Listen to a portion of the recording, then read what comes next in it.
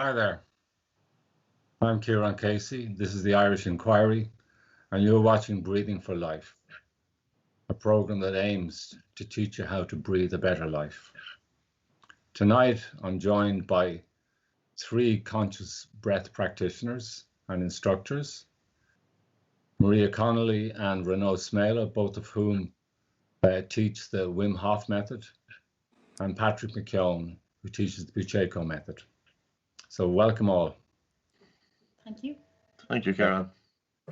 What we're going to do is Patrick, Renaud and Maria, we're going to have a chat with us. They're going to tell us what their techniques do and what's involved.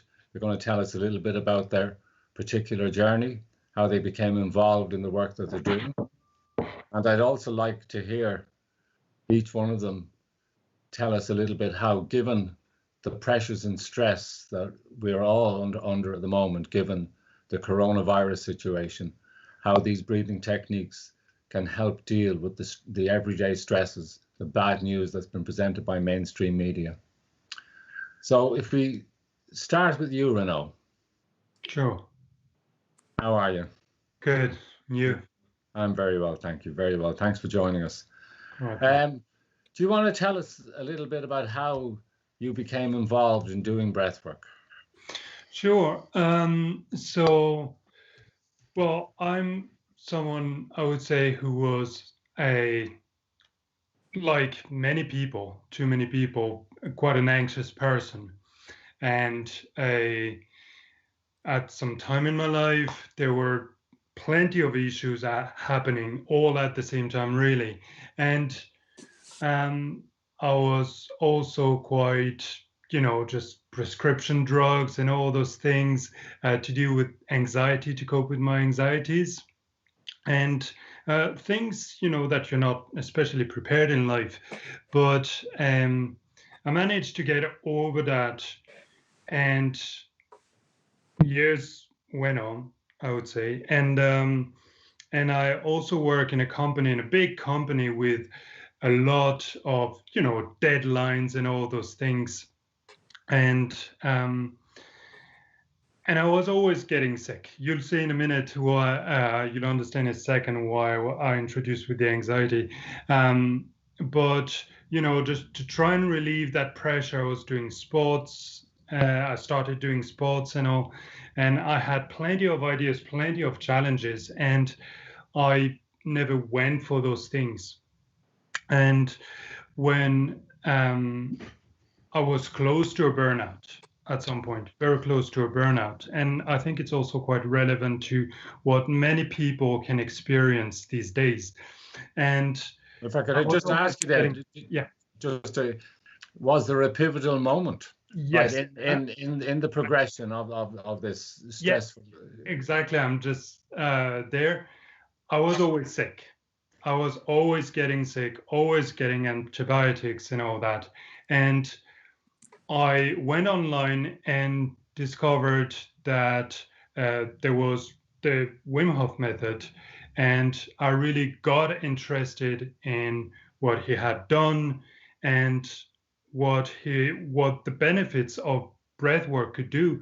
And I started reading a lot, listening to a lot of different types of breathing methods, and I realized that I had been breathing to get over all those anxieties of my life, but doing it in a fairly wrong way. And breath work really helped me understand where I was and feeling better about myself. And I've not been to the doctors since I started breath work and learning to breathe better properly. I started doing all those sports things those challenges better and outperform what I thought I could do. And yeah, that's, I think, something that so many people can relate to in a way. Anxiety, stress, work, and especially these days, I realized that breath work has helped me a lot. And I do that every single day, every single morning, 5:30 in the morning, start with breath work. And that's how it helps me go through the day and several times during the day as well. So that's how. If I could interrupt because we need to. We're Yeah, kind sure, of pressed no for time. So when you join us for the morning show, what are you going to be bringing to that show? What are you going to be showing to all of the people who will be watching?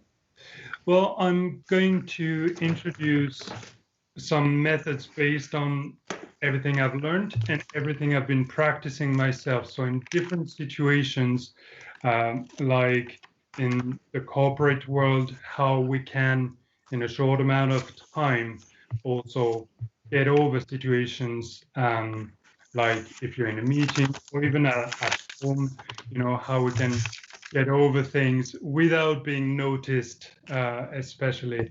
Or also I'll be talking about sports performance as well, and providing techniques that I've been using and that I still use, to get better. So are you going to be, like this morning, Maria brought people through a whole conscious breathing session. So will you be providing something similar? Sure. Yeah, of course. And how long do you think this might take? Depends on the needs. How long is the piece of So yeah, so on Thursday, probably about 20 minutes of breath work. And in terms of the comment I made there, I mean, the amount of stress that we are dealing with, people are dealing with on a daily basis, is the type of technique that you're going to show them, is this something that can actually immediately remove stress? If somebody finds that their stress levels grow kind of intensely in a very short space of time, can they remove themselves from this stress by actually practicing the breathing technique that you're going to show them? Yeah, hopefully it works with me, and it's worked with people I've introduced it to. So yes, hopefully with the people it will work too. Thank you very much, Renaud. Thank you. I look forward to working with you. Now, if we can move across to Stephen, or beg your pardon, to Patrick. My mistake, to Patrick. Patrick, how are you? Good, Karen. How are you? Very, very well. Thank you. Very well. Now, you are a recognized exponent of the, I think, Bucheiko method. Am I pronouncing that correctly? Yeah, pretty much. Close enough to it. Very good. Very good. And now, interestingly enough, this method was actually devised by a doctor. Correct. Yes. So can you tell us a little bit how you came across this system, and explain, tell the viewers a little bit about it as well, what it does, how it maybe differs from the Wim Hof method? Yeah, Dr. Bucheiko, he made a discovery back in the 1950s when he was working with patients, and he noticed that his patients, that when they got sicker, they breathed faster, they breathed more upper chest, and they breathed harder. And he asked a question. He said, was it their sickness which was causing their harder and faster breathing, or was it their harder and faster breathing which was feeding into their sickness? When we look at the breath, we have to look at the breath from a number of dimensions. And I was one of those mouth breathing kids and teenagers and into my early 20s. I had sleep apnea, which was undiagnosed. I was waking up feeling exhausted. And I had chronic asthma with nasal obstruction. And my concentration was affected. My stress levels were affected. And I came across breathing just by accident. I came across it in a newspaper article back in 1998. I applied it and it changed my life. I wasn't going to work in breathing because I have to say it's not a career choice that I'd be telling anybody to go in to work in. I already had done a degree in economics, but intuitively I felt it was the right thing to do. And that was in about 2000. And I went to Russia and I was accredited by Dr. Bucheiko. So the Bucheiko method is part of what we do. The last 5 years, we've really expanded with the oxygen advantage. And this is bringing in the Bucheiko method, but also looking at breathing from the 3 dimensions of functional breathing and also from sleep. And I suppose people have to realize the power of the breath. We can influence our blood circulation and we can increase oxygen delivery to the brain, have a calming effect on the central nervous system. We can also improve sleep.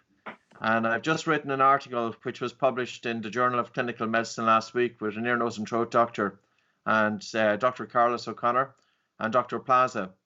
And this is looking at the breathing re-education and the 4 phenotypes of obstructive sleep apnea. You know, it's in terms of stress and anxiety, hyperventilation and chronic hyperventilation is often common. When we look at people with stress and racing mind and panic disorder and anxiety, they very often breathe a little bit faster in upper chest. And that's keeping them stuck in that fight and flight response. And it's really important that we change that breathing pattern and we also improve their sleep. Now, I have to say, in terms of media, I've switched everything off, and I don't listen to mainstream media. I don't listen to the radio. I don't watch television news. I'm very selective about the information that we allow to get into our heads. We have to be careful about information overload and the type of information that we're being subjected to. And I think it's very important because the human mind is sacrosanct. And we have to bear in mind, it's through the mind that our life's perceptions are experienced. And yet, when we think about the human mind, and this ties in with breathing, Kieran, education, we have been trained how to think. We've been trained how to analyze, how to decipher, how to reason, how to break information into tiny pieces. We have been trained how to think, but we have not been trained how to stop thinking. And the breath is one solace whereby you can take your attention out of the mind and onto your breathing and help to bring some space between thoughts.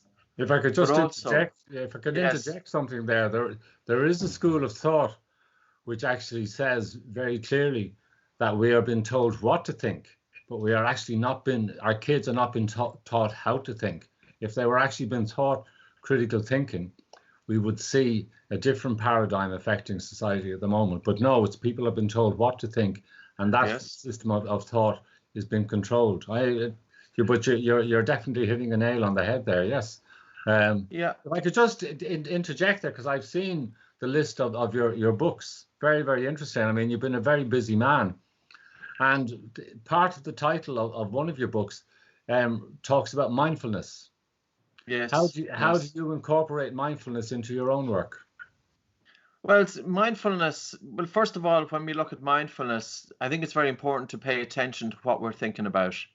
As I said, the mind is that filter through which we experience life, and yet we never stand back and ask, what actually goes on in my mind? And I'm not talking about somebody who's doing a PhD thesis on how the mind operates.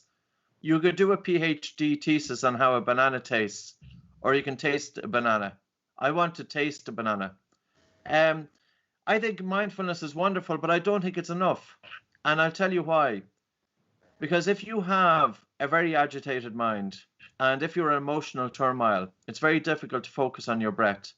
I've experienced that with working with people since 2002. And between 2010 and 2013, I worked with 3,000 individuals just with panic disorder and anxiety. And I wrote a book back in 2010 on the same subject. I've just completed a book this week called The Breathing Cure. It's 190,000 words. It's already going into about 11 languages. I think there's something that we have to go beyond mindfulness. Mindfulness is wonderful, but we have to look at, if an individual has dysfunctional breathing patterns and poor sleep, you're not going to get a quiet mind. You can do all of the mindfulness in the world. You know, first of all, the person is going to get frustrated. So instead, what I want to do is I want to calm the central nervous system. I want to calm the brain. I want to influence the autonomic nervous system. And basically, this is the automatic functioning of the human body. And we can do that by slowing down breathing, by breathing low. There's different techniques, you know, many different techniques, including the Wim Hof technique, which is hyperventilation and breath holding.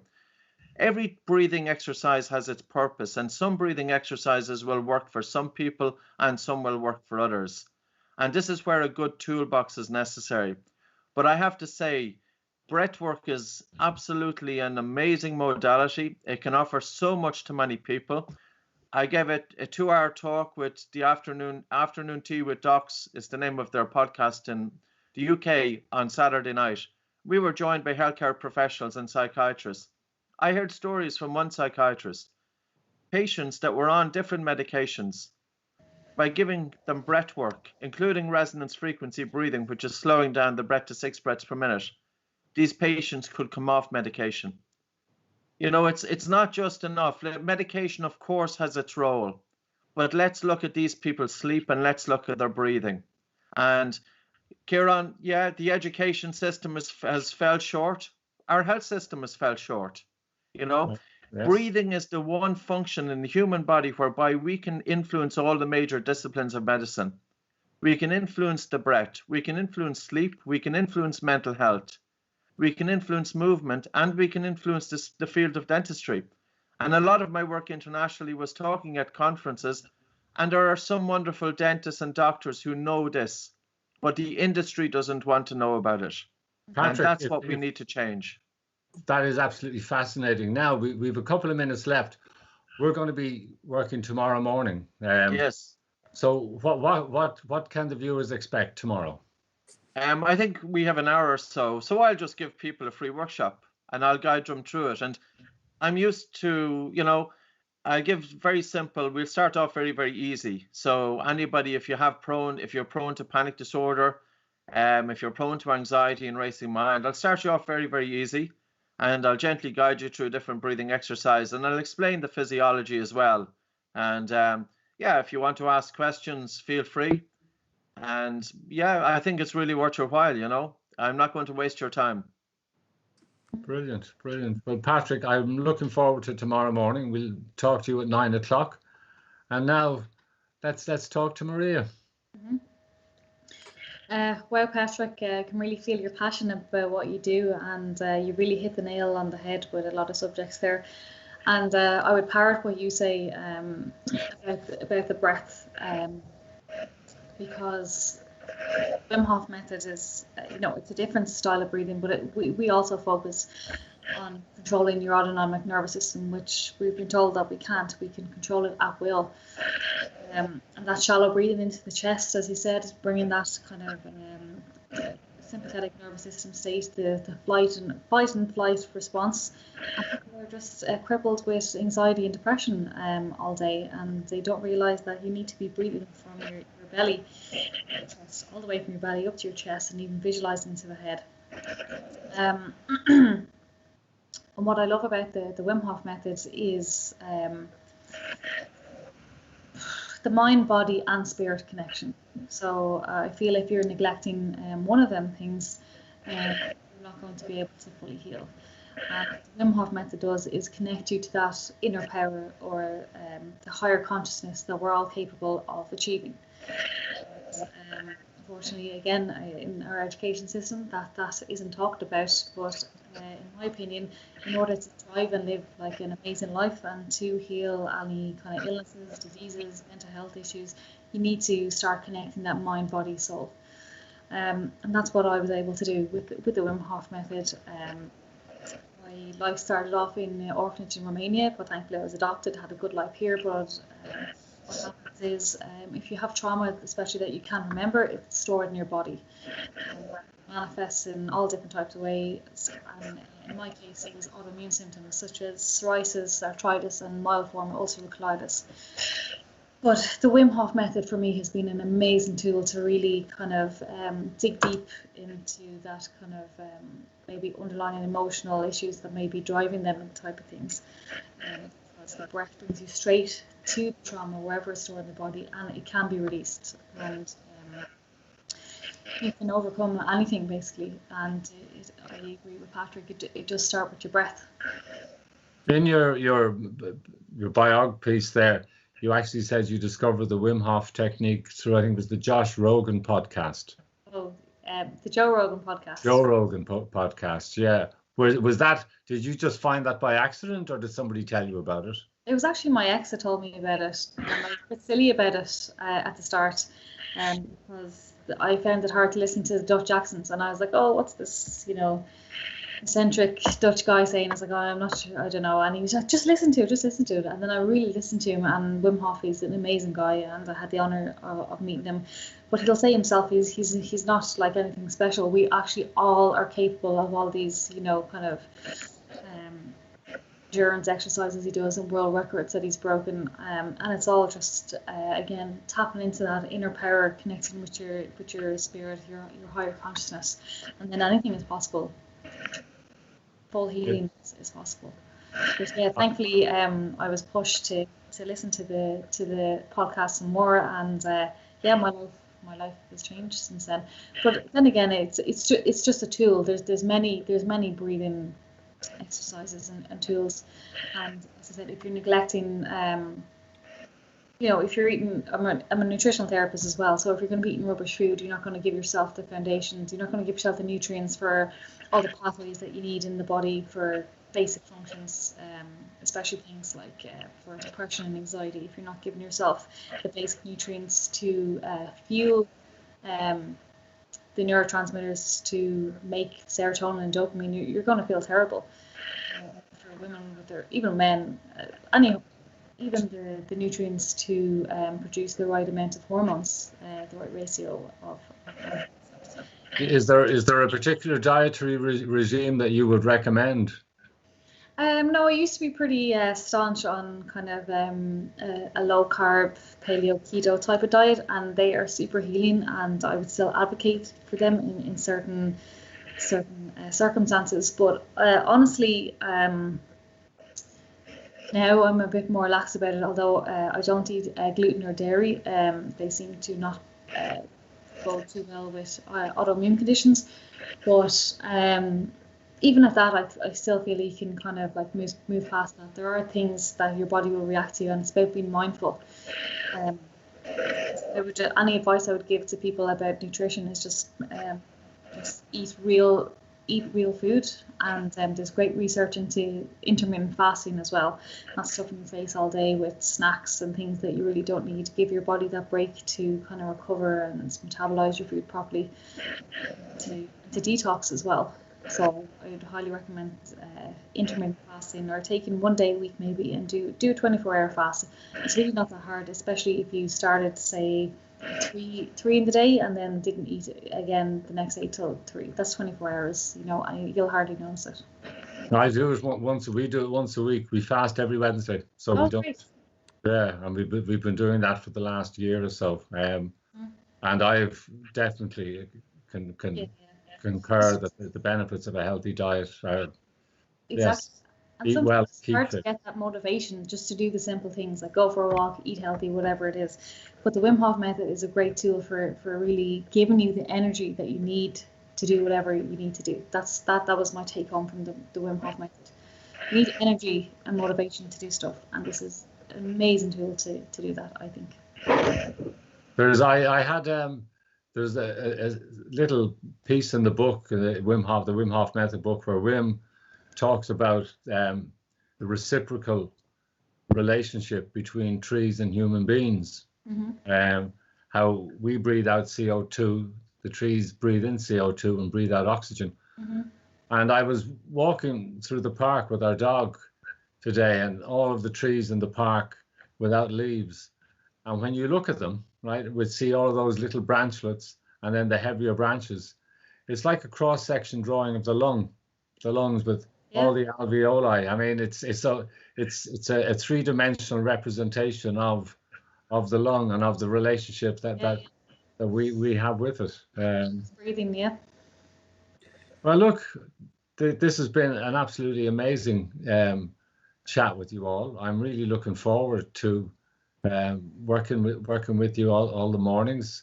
We've got Patrick tomorrow morning, and we've got John McKeown on Wednesday. And Renaud, I think you're with us on Thursday, yeah? Thursday morning, yes, correct. Yes. So we will see everybody there, 9 o'clock. Thank you all for joining us. Thank you very much. Good night. God bless.